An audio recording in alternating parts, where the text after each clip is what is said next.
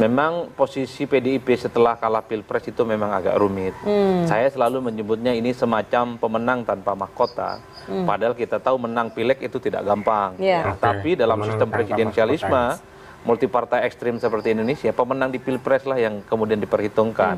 Soal itu harus kita akui Gerindra itu nomor 3 pilegnya. Tapi per hari ini memang ada kecenderungan semua partai politik tegak lurus, samikna, watokna, dan ingin bergabung dengan Prabowo Subianto dan Gibran. Itulah yang saya sebutkan, kalaupun toh kejadian misalnya Mbak Mega datang ke KPK, mungkin diskusi kan sah saja, datang ke institusi-institusi hukum siapapun boleh di negara ini. Tapi kalau melihat posisi PDIP hari ini yang kalah Pilpres, ya tentu saja menurut saya, jangankan ada dugaan-dugaan intervensi, ini sudah tidak diperhitungkan kekuatan politiknya. Per hari ini, iya, per hari ini misalnya sangat kelihatan sekali bahwa PDIP itu memang sangat terlihat berjalan sendirian di tempat yang sunyi. Nyaris tak ada satupun partai-partai mau berkoalisi dengan PDIP. Assalamualaikum warahmatullahi wabarakatuh. Kembali lagi di channel Gambas LC. Ini guys, ada video menarik untuk kita simak guys, dari Bung Adi Praitno dan juga pakar-pakar politik yang lain dan juga hukum guys. Ini terkait tentang Pak Hasto Kristianto guys, Sekjen PDIP yang ditetapkan oleh KPK sebagai tersangka terkait kasus penyuapan Harun Masiku guys, yang sampai sekarang keberadaannya masih belum diketahui guys. Wow, licin. Dan juga ada keterangan Bu Mega yang akan mendatangi KPK. Kita gas simak, oke? Kita akan masuk lebih dalam lagi. Kita akan dengarkan dulu ya pernyataan dari Ketua Umum PDI Perjuangan Megawati Soekarno Putri berikut ini. Kalau Hasto itu ditangkap, saya datang. Ya, saya nggak bohong. Kenapa? Saya Ketua Umum, bertanggung jawab kepada warga saya. Dia adalah sekjen saya. Mas Gunrom, banyak pihak yang mendesak KPK untuk segera memanggil sekjen Anda dan menahan. Ini salah satunya disampaikan oleh Masyarakat Anti Korupsi Indonesia, MAKI, Boyamin Saiman, dan kemudian ada beberapa pihak lain yang juga mengatakan itu. Nah, kemudian Bu Mega tadi menyampaikan kalau sampai Mas Hasto ini ditangkap, beliau akan datang ke KPK. Ini bagaimana? Ini serius nggak? Intinya gini, Mas Hasto itu akan taat hukum, akan mengikuti prosedur selama seperti yang sebelum-sebelumnya. Mas Hasto dipanggil pengadilan, ya. Dipanggil Pak KPK datang gitu kan. Makanya kami juga menentang ketika Pak Yasona itu dicekal. Itu alasannya itu apa? Selama ini kan juga kooperatif, nggak pernah mangkir kalau apa dipanggil. Ini kan lebih ke soal, kami bilang kan, ke isu politik, drama-drama politik untuk menjadikan isu ini semakin membesar. Nah, kemudian tadi yang disampaikan oleh Bang Bonyamin ya, untuk segera menahan. Kok ini ya, Bang Bonyamin itu bukan yang mengajukan judicial review ke MK. Kalau ini adalah komisioner, enggak, komisioner ini tidak sah katanya kan, kata dia. Kok malah dia minta segera mentersangkakan atau menahan Hasto Kristianto. Ini kan logikanya enggak nyambul. Tapi saya sampaikan, tanpa seruan dari Bonyamin dan lain sebagainya pun Mas Hasto akan taat hukum, akan mengikuti prosedur. Nah, pernyataan dari Ibu Mega tadi itu sebagai tanggung jawab dari Ibu Ketua Umum. Karena Mas Hasto ini kan ditersangkakan sebagai sekjen, bukan sebagai pribadi. Kalau kita simak lagi pernyataan dari Ketua KPK, Hasto Kristianto sebagai Sekjen DPP PDI Perjuangan. Nah, karena sekjennya dikriminalisasi, karena menjalankan tugas-tugas sebagai kesekjenan, padahal sekjen adalah mengikuti hasil rapat DPP, dari soal pencalekan, dari soal PAW, semua notulansi rapat itu sudah ada, dan tugasnya sekjen seperti itu, maka Ibu Mega sebagai Ketua Umum tidak akan tinggal diam, akan mengambil tanggung jawab, karena yang dikriminalisasi adalah sekjennya. Berarti jadi Bu Mega itu akan datang? Tentu saja dia akan memberikan KPK. dukungan. Ya, soal datang atau gimana nanti kita lihat bagaimana kelanjutannya. Tapi pada intinya Ibu Mega sebagai Ketua Umum akan memberikan pembelaan, akan memberikan dukungan kepada sekjennya yang saat ini dikriminalisasi. Apakah itu kemudian PDIP tidak khawatir itu akan backfire, akan dianggap melakukan intervensi terhadap hukum? Oh tidak, karena kan serangan ini kan jelas, bisa nyatakan tadi. Ketua KPK menyatakan bahwa dia menetapkan tersangka Hasto Kristianto sebagai Sekjen DPP PDI Perjuangan. Jadi ini kan terlihat berhadapan-hadapan memang, bahwa Hasto yang ditersangkakan bukan sebagai pribadi, tapi sebagai sekjen dan karena itu kami sudah melihat, sudah memetakan dan juga mengkonfirmasi dengan semuanya. Ini kan bagian dari serangan terhadap partai, terhadap Ibu Ketua Umum, juga menjelang Kongres, ada spanduk dan sebagainya. Ini bagian dari skenario untuk mengambil alih partai. Kami melihatnya seperti itu. Dengan menggunakan istilahnya orang Jawa itu mukul pakai ngabuk nyili tangan. Pakai KPK. Saya mau ke Mas Adi ya. Mas Adi, dengan penetapan tersangkanya Mas Hasto, kemudian Bu Mega mengambil tanggung jawab sebagai ketua umum begitu ya. Saya ingin tanya, apakah ini akan memperlemah positioning PDI Perjuangan di peta politik, mengingat mereka juga akan kongres begitu? Ya saya kira sebenarnya tanpa Bu Mega sekalipun datang ke KPK ya, atau statement-statementnya kemudian diulang, kalau Hasto ditersangkakan dan ditangkap, Bu Mega akan ke KPK. Memang posisi PDIP setelah kalah Pilpres itu memang agak rumit. Saya selalu menyebutnya ini semacam pemenang tanpa mahkota. Padahal kita tahu menang pileg itu tidak gampang. Tapi dalam sistem presidensialisme, multipartai ekstrim seperti Indonesia, pemenang di Pilpres lah yang kemudian diperhitungkan. Soal itu saya harus kita akui Gerindra itu nomor 3 pilegnya. Tapi per hari ini memang ada kecenderungan semua partai politik tegak lurus, sami'na wa ta'na, dan ingin bergabung dengan Prabowo Subianto dan Gibran. Itulah yang saya sebutkan, kalaupun toh kejadian misalnya Mbak Mega datang ke KPK, mungkin diskusi kan sah saja, datang ke institusi-institusi hukum siapapun boleh di negara ini. Tapi kalau melihat posisi PDIP hari ini yang kalah Pilpres, ya tentu saja menurut saya, jangankan ada dugaan-dugaan intervensi, ini sudah tidak diperhitungkan kekuatan politiknya. Per hari ini, iya, per hari ini misalnya sangat kelihatan sekali bahwa PDIP itu memang sangat terlihat berjalan sendirian di tempat yang sunyi. Nyaris tak ada satupun partai-partai mau berkoalisi dengan PDIP. Itu sangat kelihatan sekali, baik dari segi isu politiknya ada di DPR ataupun koalisi di di Pilkada, sangat kelihatan.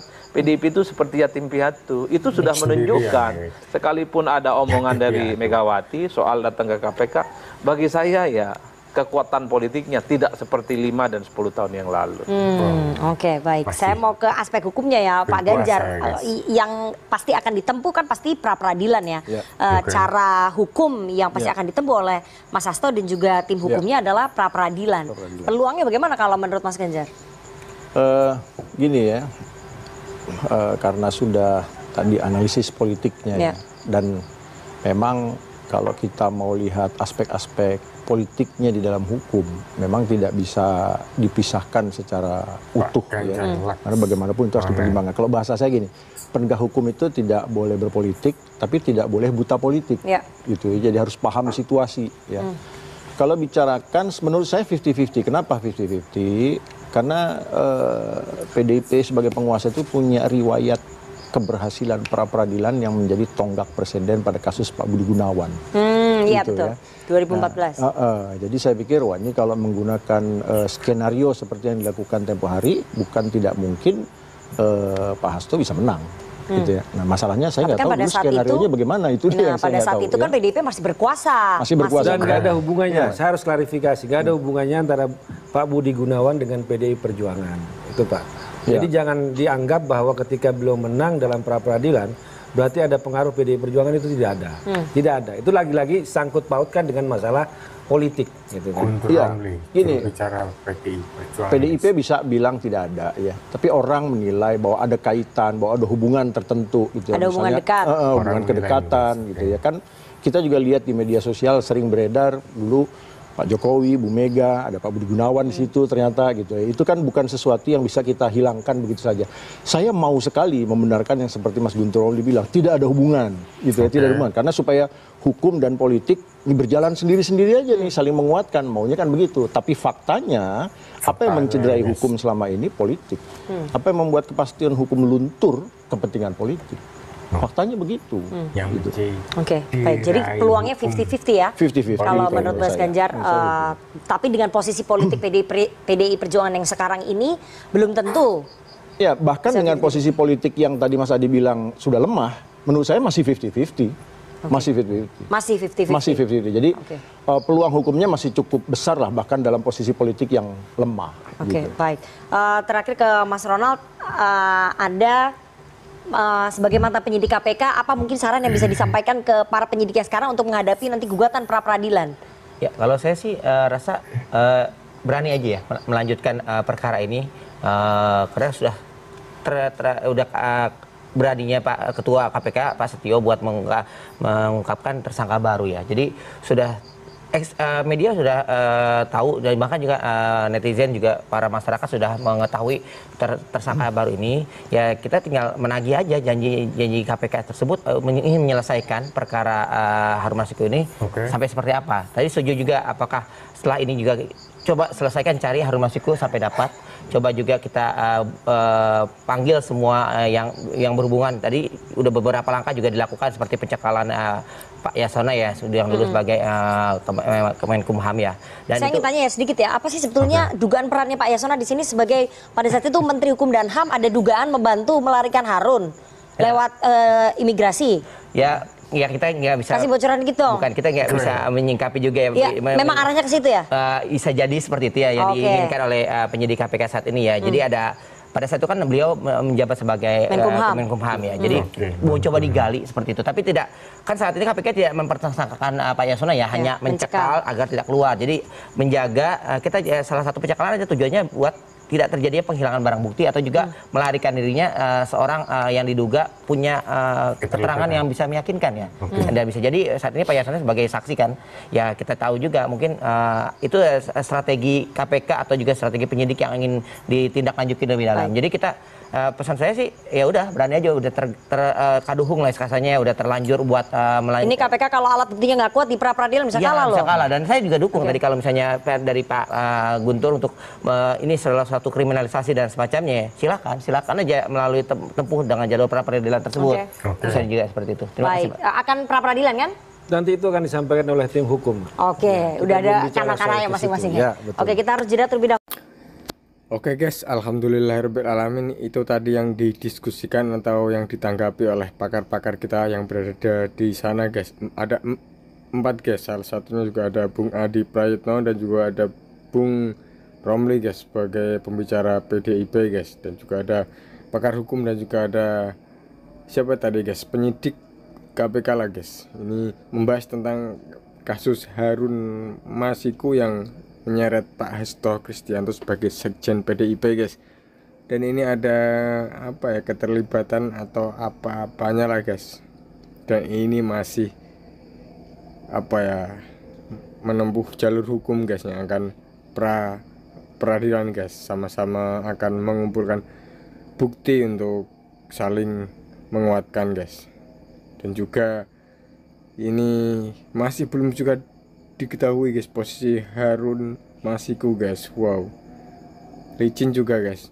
Dan juga itu ada juga Bu Megawati guys sebagai ketua umum PDIP guys akan mendatangi atau ya untuk mendatangi KPK guys jika Pak Hasto Kristianto ditangkap guys. Dan tanggapan Bung Adi Prayitno yaitu kekuatan PDIP atau kekuatan politik PDIP tidak setajam atau sekuat 5 atau 10 tahun yang lalu guys. Jadi apa ya, tidak bisa, istilahnya tidak bisa mengintervensi atau yang lain sebagainya lah guys. Pokoknya tahu semua lah guys. Oke, semoga sajian tadi bisa menjadikan info atau tambahan ilmu atau hiburan saja lah guys, karena ini juga perpolitikan sangat rumit guys. Oke, wassalamualaikum warahmatullahi wabarakatuh. Gambas LC Pucet.